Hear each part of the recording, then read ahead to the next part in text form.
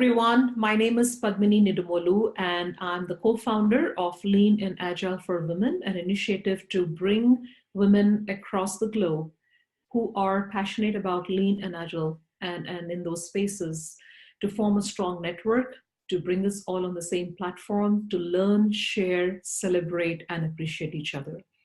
And as part of this initiative, we have launched a program called LIA100, Lean and Agile 100, journeys and stories of 100 incredible women across the world. And by no means these are the only 100, these are 100 among many. These are the women we happen to identify and recognize, and these women were nominated by their colleagues and their community. And I'm really thrilled and honored to bring a leader in her own right, a trainer, a coach at program and portfolio level.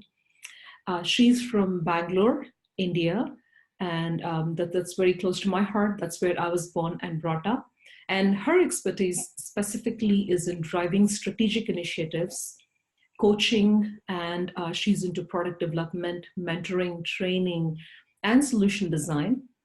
And in fact, she has strategized several large-scale Agile transformation journeys for giants like Target Technology, Philips Healthcare, Honeywell Technologies, and Cineverse Technology Solutions. She's currently supporting Lowe's as a director of enterprise Agile transformation. She also brings in huge expertise in lean startups and design thinking, which she uses effectively with Agile flavors to help organizations in achieving their own goals for faster to market and with high quality.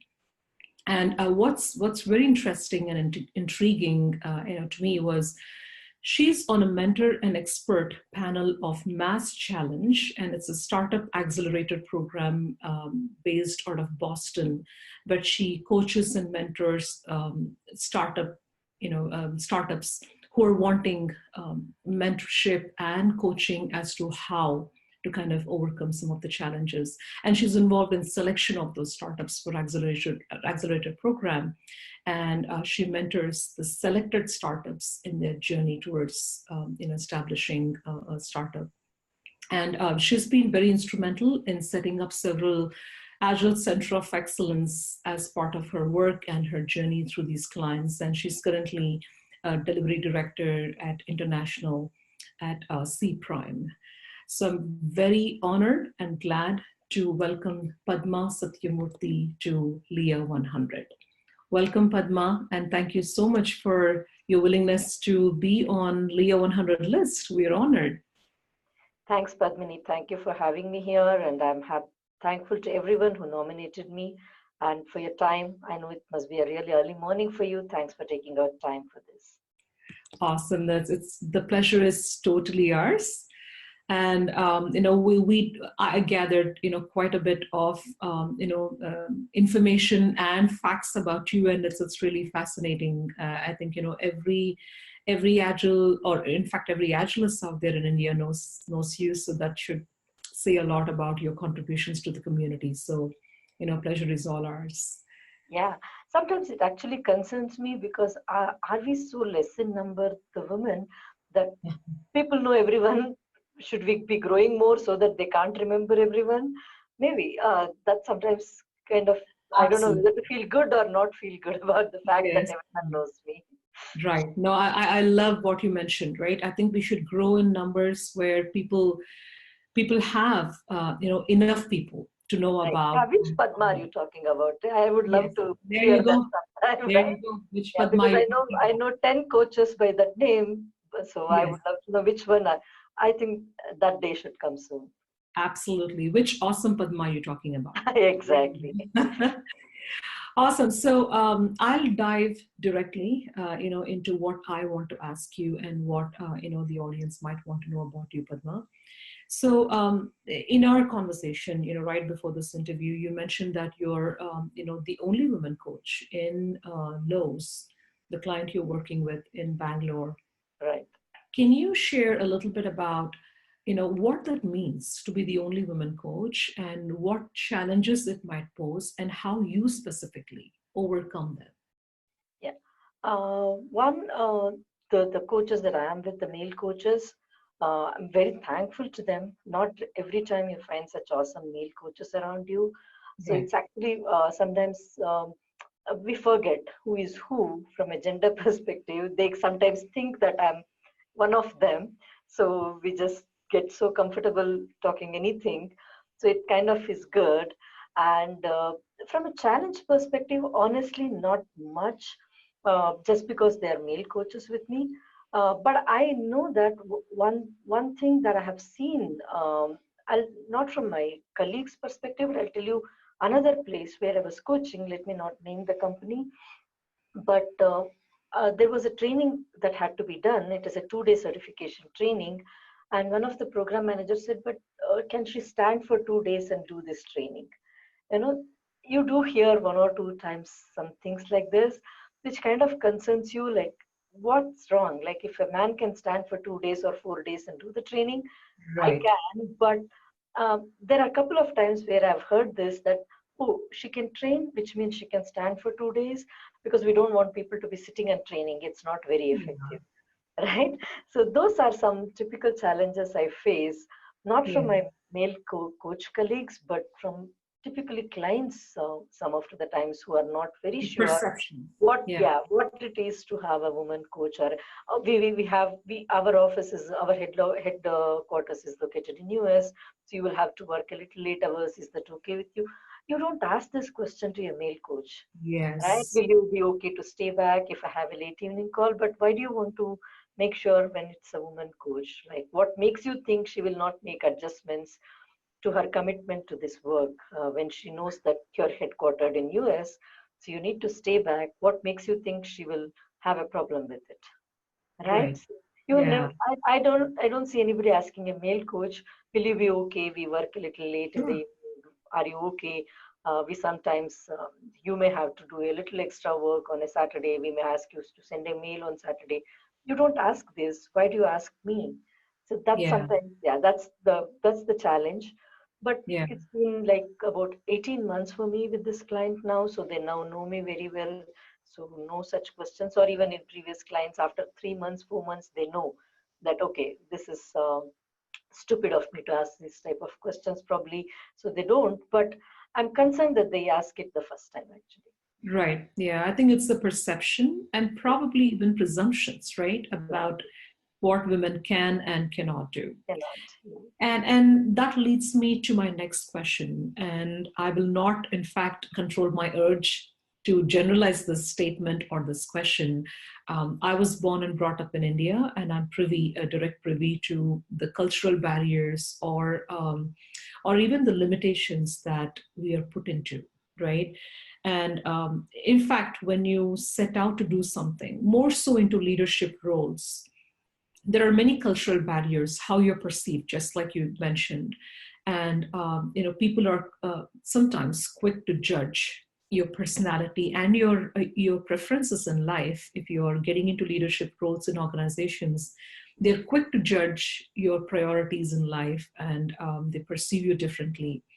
How did you overcome those cultural and societal barriers as you advanced into this leadership role?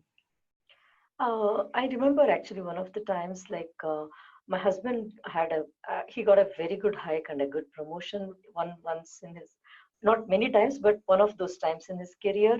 And my mother-in-law made a statement, which means you don't need to work from tomorrow. Right? Because she said, my son is now, I mean, we had just moved into a house and the housing loan, and she knew what commitments we had financial, and she said, oh, this is going to take care of both your salaries probably, so you don't need to work. I said, but I don't work just for that. I work for Right. beyond. And she said, but what else? Yeah, what else do you work for? Like, Right. and Yeah. money is already there with him, so why do you need to work? So it starts from there, irrespective of a leadership role. It starts from why are you working? Like, is that because you have commitment at home, and is this one earning not sufficient? So a lot of perception starts very early, even with the first Yes. job, right? Not even Yeah. a leadership role, but even your first job. And how long do you plan to work? I don't think anybody asked men about this, but a lot of people ask, like, how long do you plan to work? As long as I can. I mean, as long as like any man can, I would do that too. Right. So this, I'm sure you relate to it because you know how Indian culture is, and so you Yes. probably have answered these type of questions yourself Yes. Very couple much of so. times or more than that, right? Yeah. Yeah. And yeah, and one thing that I have started to do off late, which has been a very tough journey for me, is to ignore, because it's very difficult to convince a bunch of people. A lot of people I know very well think that because I'm in a maybe a senior leadership role and do a lot of things on my own, they do have a perception that I must be very dominating. My husband must be very henpecked, and right, I control everything at home. So I Yeah. know that they do think about me, and I have heard them say that behind me. I used to try to convince earlier, but now I have started to just laugh and ignore. It's Yeah. much better, and I'm just hoping that more and more people coming out to work. I have, like I said, 9 male coaches working with me, and they know what it is to work with me. So I'm sure that 9 will go and tell at least another 9 each that no, not all, not every woman who is working is like that. I mean, Yeah. different. And I hope the men itself start changing this perception for women, rather than we women trying to fight it out and telling and yelling at the top of our voice saying, oh, it's not like that. We are actually like this. I think Absolutely. I am expecting the male community to help us get out of those perceptions actually. Yeah. And Yeah. they actually help other women also to understand, instead of me going and trying to tell another woman why I work, what I do, rather and what she's doing, and both of us are correct in our own pages. Absolutely. And you said it right. I think, we are, coming together as a women community, but we absolutely need men as our allies, and they are our allies, right? At the work front, at the home front. So you made a very important point that, we really need to have them as our allies to kind of, promote why we are at work and what we do at work. So very well said. And in fact, as you were talking about, the workplace, balance of, gender and diversity and whatnot, I was looking at, the body of work you've done with your association with conferences. You speak at conferences, you contribute towards, sharing your knowledge in conferences. Can you share, with us a little bit about what that landscape is looking like? Right, how many speaking opportunities do women typically get, and should we be concerned, should we be looking at partnership with conference organizers to make an explicit request, right, to or define an explicit space for women, so women can approach, and even if they're first time speakers or if they're seasoned speakers, to go in and share their bit of story? How is it working? Yeah, I mean, it is one particular conference. In fact, I had this challenge where they had called me and said, "Hey, we have a slot, and would you be interested?" I said, "That means I need to travel out of Bangalore, but I should be able to." So why this last minute? If I had known it earlier, they said, "Yeah, we had actually had someone, but then somebody suggested that we have a diversity, so we are calling you." I said, "Is that the reason why you want me in the conference?" Then Wow. I'm not too sure if I want to, because I appreciate your honesty, but I would be really happy if you actually wanted me, because I have the knowledge and I have Yeah. the expertise, rather than just to add to the diversity issue that you want to have in your conference. So that Yeah. happened once, but just once. So I don't want to generalize that. But if one person is thinking or one conference is thinking, I am thinking that maybe there are 3 or 4 such bodies who are thinking like that. That's Yeah. what that's what concerns me. And after that incident, every time my paper is selected, I do want to ask, like, hey, why did you select me? Is it because you wanted to have a Right. diversity Yeah. factor, or did you really like my abstract and my theme that I had presented? I don't ask, but I after that incident, that somehow it has left that in me. Yeah. Yeah, in fact, it kind of for about 3 to 4 conferences, I was little doubtful. Every time I was invited to speak, is it because they think me as capable, or they think me as a nice to have diversity element in the paper, right, in their advertisement. Yeah. But I stopped. Like I said, I stopped and I started ignoring such things, and I just go and Yeah. share what I have. And at the end of this my talk, people also understand that it has nothing to do with women, but she actually knows the subject, and so it's good to connect and speak to her. So that happens anyway after this conference. But I would like really some conferences, definitely the big ones like maybe Agile 2019 or even Agile India, is um, consciously encourage women attending the conferences, women speaking at the conference. Can we have organizations saying that we are going to have, if I'm going to speak, for example, a male person, I'm going to have one of my female team members co-speak with me, so that I can mentor and guide and build that confidence in this person, right? So I would like to see, again, because it's already slightly more dominated by men have to come forward and say that, can you share your desk, I mean, your dais with another woman co-worker who can also Yeah. co-speak with you or Yeah. co-present with you in the conference? Can we have organizations saying that for every 4 women attending a conference, even the conferences say, for every 4 women you sponsor to attend, we give the 5th ticket or a 10th ticket free for another woman employee who could just come to the conference. So just build that consciously. I don't want it to go too long.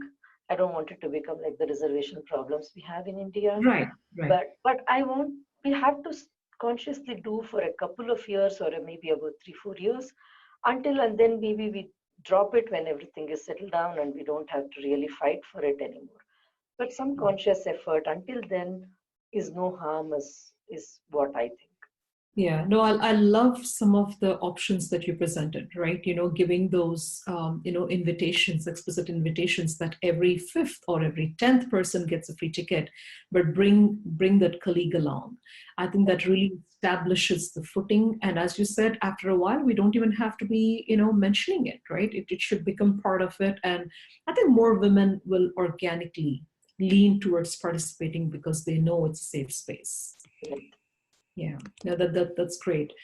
Um, and one thing that we cannot ignore, Padma, being women, is that we juggle quite a few priorities in life, right? The children, family, our societal commitments, work, and whatnot. And I know you have kids as well, and you are in a senior leadership role, and you contribute quite a bit to the community.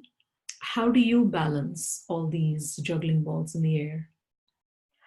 Like, initially, it was like when my daughter was very young, it was slightly difficult because she wouldn't understand a few things.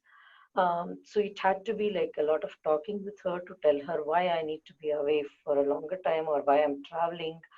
And then, I mean, but she grew up like that, and so it started becoming easy. One thing that I realized was the transparency that we always talk in Agile also helps back.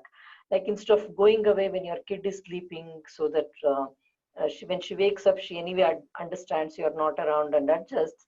Wake her up, tell her you're going, and maybe that, say that, kiss her on the forehead, Right. say bye, and tell Yeah. her exactly when you're coming back, even if you're on a work travel, and then set the expectations right. I mean, she may be too young to handle it, but she'll start getting used to that kind of a transparency and handling straightforward information. So I always tell even the younger women that I work with, who say that, no, I asked my mother-in-law, my mother, to take care of my daughter, and I went out of the back door when she was playing in the front door, so she didn't see me. I said, don't do that. That's probably the wrong thing, because she'll stop trusting you Yeah. every time you Yeah. do that. Yeah. So that has helped. And also now I also, like, I mean, my daughter has grown up, But even then, she needs me as much, definitely. And I have clear time because I come late and go late from the office. I tell her that if you want to talk to me, you have to wake up early and you need to set up the we need to set up the time so that I'm available, because she's now applying for some of the universities. So she wants me to review some of her forms, Yeah. letters and all that. So I said, it has to be morning. And Yeah. I'm not available on third Saturdays because we do business agility meetup. I'm taking care of that in Bangalore. So I'm not available on third Saturday. So even if it's a family function, I tell them that, see, I'm committed to it. I can't just take out time. I'll come after I finish my meetup and set the expectations, right? Not tell them that I'll be definitely there and not turn up.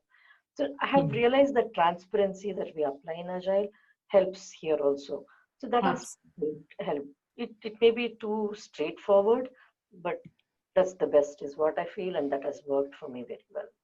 Yeah. And even in office, setting expectations, I don't take call till 9:30, 10 in the morning, and I'm available.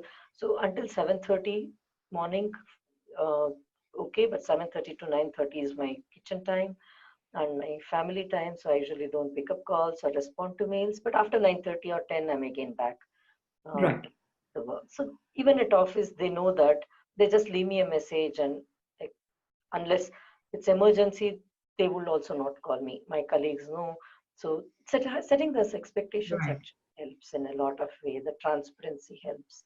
So that It has does. helped me. And since I learned it hard way, I definitely would like people to start it very early, not reinvent the wheel all over again and try out things. That helps. Uh, Otherwise, yeah, you have committed. So if somebody suddenly has a family function, you have to miss it. You don't have a choice. I do feel bad sometimes. I miss meeting some of my family members because either I'm traveling that time or I'm committed to some other work or some other call. But I ensure that I make it up either in the second half of the day or after my work. Even if it's a little bit stretch, I travel, go and meet them and come back. That's awesome. So yeah, there is always that stretch that we have to do, but I think, as you said, transparency really helps to build the trust and keep your commitments at the same time. So yeah, thanks for sharing that bit of information and advice there.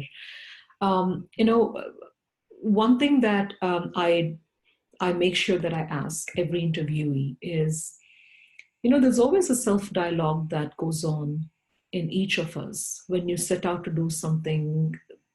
In fact, when you start your career, more so, and as you're advancing in your career, going into leadership roles, there's always that self dialogue, which becomes a self barrier, right? That you're constantly judging yourself. You have an imposter syndrome. Your fear of judgment and prejudice always crops up.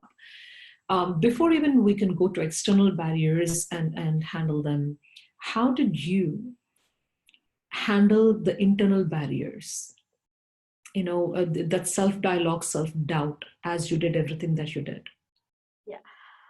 One thing that probably I was not aware of myself was that I was a little too brash, which actually helped probably because I always used to jump at things I have not done rather than things that are familiar to me. It Okay. somehow kind of thrilled me to do things I didn't know rather than taking things. I remember very well when I went to college and in my graduation, I had taken up. So I am from Bangalore, so I'm very familiar with Kannada literature. So I said I Mhm. would like to take up Kannada literature along with journalism and psychology. And my college principal asked, "So that's an easy way, yeah? Because you already know Kannada literature very well." I said, "Yeah, so we can score well. But what are you learning? You already have most of the books that come in the Kannada literature, you have already studied. If you truly want to learn something, take English literature because that's very hard nut for you to crack. And that's where actually you learn." Somehow that what she said that day stayed with me for a long, long time, or even it stays with me till today. She's actually no more. I used to keep in touch with her. She, in fact, started something called Women's Studies as a program, and she's introduced that at the university level. She was a champion for the women equality and causes in Bangalore and Karnataka in the education systems. So Mhm. she has influenced me. So one thing that she said is, if you want to learn, do things you have never done before. You never learn much by doing things you already know. So that Right. somehow stayed with me at a early age of 18, and I took it probably way too seriously, I guess. So I always jumped at things that I didn't know rather than things I knew. So, and then I learned it because I have to prove now, because I have already picked up that work, and so I went out of my way to uh, learn that and pick it up. Sometimes that going out of the way to learn things which you didn't know has impacted a bit on the family side. Not spent enough time probably with my daughter when she was young because I was busy learning or studying something, meeting up with a group of people who would teach me that subject because I've taken it and work. But it has helped me in professionally to grow, and it's become a now more a uh, business as usual to pick up things I have not done before, Yes. right? So yeah, uh, so it just and it kind of gives a lot of satisfaction when you have actually completed it Yeah. by Okay. learning it and learning on your way. But one thing that definitely I would, what I have done is that in this journey of doing things that I have not known, I have always looked for help. A lot of people think that it's maybe Hmm. not great to ask for help, or doing all by yourself is something more prestigious. I don't believe in that. I have always looked up to people who have already done it before. I have asked them, like, can you be my mentor in this subject? I Yeah. haven't done this before. Can you help me how to go about it? And people have never said no, because probably they do understand that they have gone through what you have gone through. So Yes. I have not I come across many times where people have said, no, I don't have time. They're more than happy to help you. So take up things you have not done, but ask for help so that you can succeed much faster and much smoother than doing everything on your own, because I don't think anybody's appreciating whether you're alone in this or you're with somebody else on this. All they want to know is how you are doing this. Yes. Yes. No, that's indeed a great advice, Padma. Take up, feel the fear, but do it Yeah, anyway. But, don't be shy to ask for mentorship, guidance, or help. Yeah. exactly. Like, I mean, if Leah, the Lean In Agile that you are coming up with, I would definitely look up to ask like a lot of women to approach and say, hey, I'm planning to start a journey in this mentoring career or a coaching career. Ask for it. People have done it, and that's why they're sitting there. There's nothing Yes. wrong. And there are people who are very happy to help you when you ask for such questions. Yeah, absolutely. No, that's indeed a great advice, Padma. Many people who are battling with that self doubt should absolutely hear this. Um, you know, uh, I would like to ask. You probably leaned on many learning resources. Are there any books or authors that you would like to recommend or suggest? Definitely. One is The Goal, that I read very early when I came to the Agile world. That has influenced me a lot, and I have read and reread that book multiple times. And every time I read it, it opens up a different thought process in me. I can never be less grateful to Goldratt about it. It's really wonderful. And the next version of it with Gene Kim and the team wrote on the Phoenix project again. Very interesting, but I would still like to go back to Goal multiple times. I Goal. ensure I read it, yeah, the Goal. I read Yeah. it at least once in a year because I really like that book a lot. That's more from but something not really related to Agile, but that book, one book that influenced me a lot is Jonathan Livingston Seagull. It's a very small book, not a very big book. Maybe about 120 pages is what it is. Rich back, and it's about a seagull who was told continuously that seagulls cannot fly high, but he was little deaf, so he didn't hear that well. So he really flew very, very high, even being a Awesome. seagull. So Yeah. that's another favorite book, and I like giving books as gifts, and I always give that book to, especially the next gen that we discussed before this interview. The next Yes. time, like I have made my daughter read it. I made all my daughter's friends, classmates read that book. I said, I'm I going to go want ahead you to and read do that. that. Yeah, yeah. Yeah. So it's like, yeah, it's again a book that I would, if I were to change my name, probably I would change it to Jonathan Livingston Seagull. Oh, that's great. I'll definitely order a copy. I'm curious to read that book now. Yeah, thanks for sharing that, Padma. If we can wrap up this interview with, a quote or something that you have lived your life by so far, something that pushes you forward, what would that be? I think it's not my own quote. If I'm correct, this was said by Richard Branson, and I have Uh-huh. liked it. Is when somebody asks you to do something and you have never done it before, pick it up first, then learn the ways how to do it and go Yes, about it. I don't think I'm absolutely. saying it exactly the same way that Branson wrote it, but maybe it's more crisper and nice. But I usually I like going by that saying, right? Yeah. Life is always like that. It always throws things at you have never done before, whether in work or in real life. Not everything comes with work that you have done prior experience. For example, marriage, it doesn't come with an experience. Having a kid, and I wish somebody had told me this is going to be so tough, but nobody told about it. So you do that, you learn, or your first job, or changing a job because you want to do something else in your career.